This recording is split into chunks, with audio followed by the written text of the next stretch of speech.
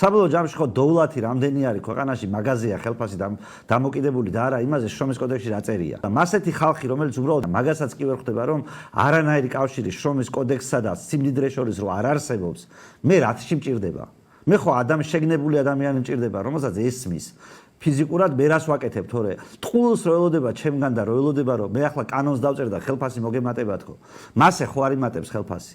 მე თუ მაგას ვიტყვი, რომ იცი რა შრომის კოდექსია მთავარი და აბა ეს უნდა გავაკეთოთ მეთქი, მაშინ ნორმალურმა ადამიანებმა რატომ უნდა დამიჯერონ? ნუ უბრალოდ რომ წარმოვიდგინოთ, აი ამ ოთახში ვზივართ 30 კაცი, რაღაცას მუშაობთ და ვქმნით დოვლათს. ამ დოვლათს ვყიდით, შემოსულ ფულს ვინაწილებთ. ვინც ამას ხელმძღვანელობს ამ ჩვენს პროცესს, იმას უთხრათ, რომ ჩვენ ძმაო ხელფასი გვჭირდება 3-ჯერ მეტი.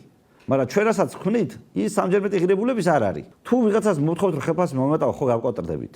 ანუ ხო უბრალოდ არ იფუნქციონირებს ის საზოგადოება, რა საზოგადოებაც გვინდა რომ გქონდეს და ქვეყანა ხო არაფერთან განსხვავდება იმისგან, ჩვენ რო აქ ერთ ოთახში ვზივართ, ეს ხალხი რამეს მოვილაპარაკეთ. ეკონომიკური თვალსაზრისით, ანუ პრინციპის დონეზე. ვიღაცა რო უკვეთავს ჩვენგან ტყუილს, ჩვენ რო ამას ვასრულებდეთ, მილიონის შემკვეთი გვეყოლებოდა ტყუილის ხო გესმით აქამდე და რომელიღაც შემკვეთს დავექვემდებარებოდით, მაგრამ ასე არ ვიქცევით.